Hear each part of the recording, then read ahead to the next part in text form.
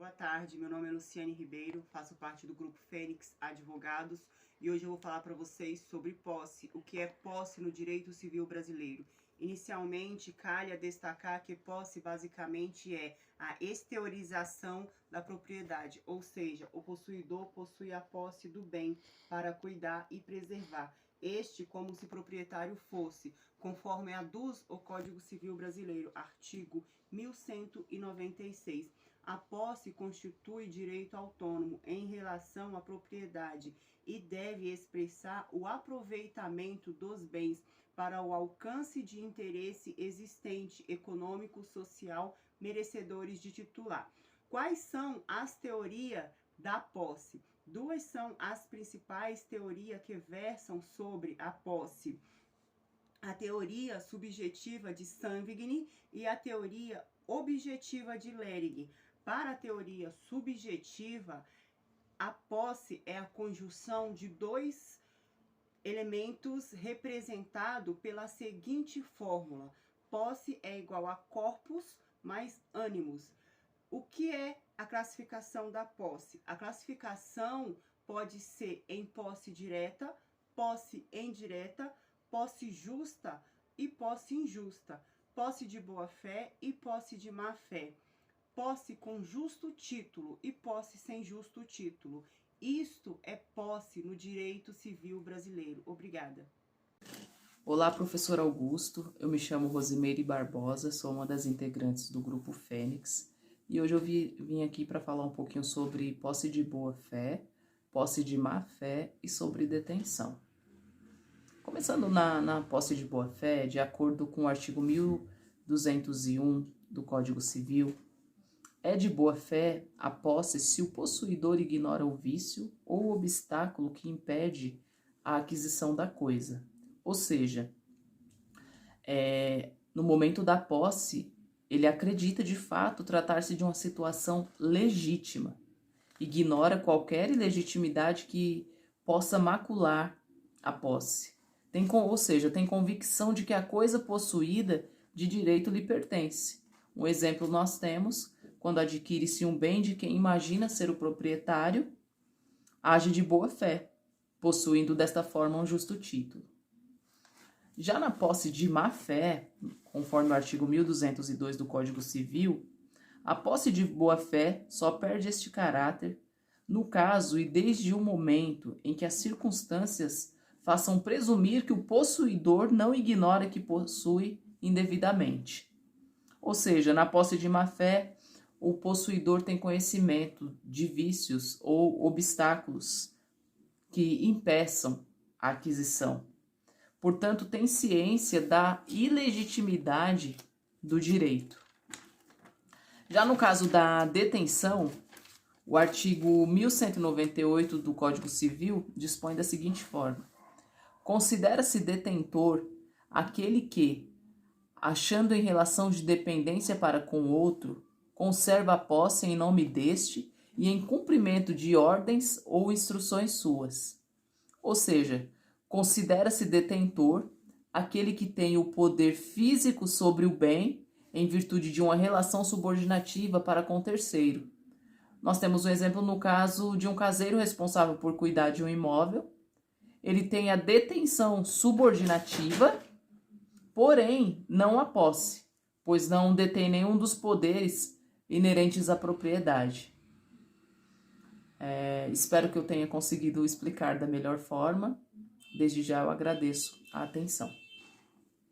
Olá, professor. Meu nome é Gabriela. Eu vim falar um pouco sobre posse clandestina e posse mediante a violência. Posse mediante a violência é aquela a qual é obtida de forma agressiva, física, agressão física ou agressão moral.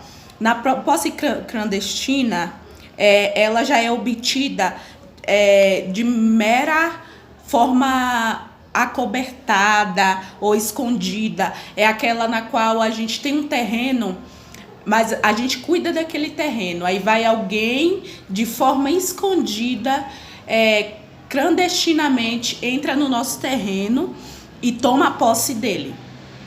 Entendeu? No artigo 1208 fala: não induzem posse aos atos de mera permissão ou tolerância, assim como não autorizam a sua aquisição os atos violentos ou clandestinos. Serão depois de cessar a violência ou clandestinidade. Vou falar um pouco sobre o efeito da posse quanto aos frutos também. No artigo 1214 do Código Civil, dispõe que o possuidor de boa-fé tem o direito, enquanto a posse durar, aos frutos percebidos. Como classificar esses frutos percebidos? O que são frutos percebidos? É o que são aqueles colhidos do principal e separado. Os frutos podem ser também pendentes, que são aqueles que ainda não foram colhidos, estantes, percebendos e consumidos. Isso quando decorre de uma posse de boa-fé. Na posse de má-fé, no caso quando você responde por todos os frutos colhidos e percebido, bem como pelos que, por culpa sua, deixou de perceber, desde o momento em que você se constitui de má-fé, tendo direito apenas às despesas dessa posse. Então, isso é o que eu queria falar sobre posse clandestina, posse violenta e também sobre o efeito da posse quanto aos frutos. Muito obrigada. Boa noite, meu nome é Janaína, eu faço parte do Grupo Fênix, eu estou no 4º semestre do curso de Direito e no trabalho de Direito das Coisas eu vou falar sobre benfeitorias, ação de defesa da posse e liminares. As benfeitorias são gastos feitos com o intuito de conservar, melhorar ou até mesmo embelezar o imóvel. As ações de defesa da posse são elas ação de interdito proibitório, ação de manutenção da posse e ação de reintegração da posse. A ação de interdito proibitório, ela deverá ser utilizada para impedir agressões iminentes que ameaçam a posse de alguém. Neste caso, ainda não ocorreu a turbação da posse. Trata-se de uma ação de prevenção. A ação de manutenção da posse, ela é utilizada no caso em que já houve a efetiva turbação. Neste caso, o pedido na presente ação é de restituição à posse de parte do imóvel. E a ação de reintegração de posse, ela deveria ser utilizada no caso de esbulho. Se dá quando o possuidor fica impedido de exercer a sua posse por inteiro. Neste caso, o possuidor do imóvel, ele requer a restituição integral do bem.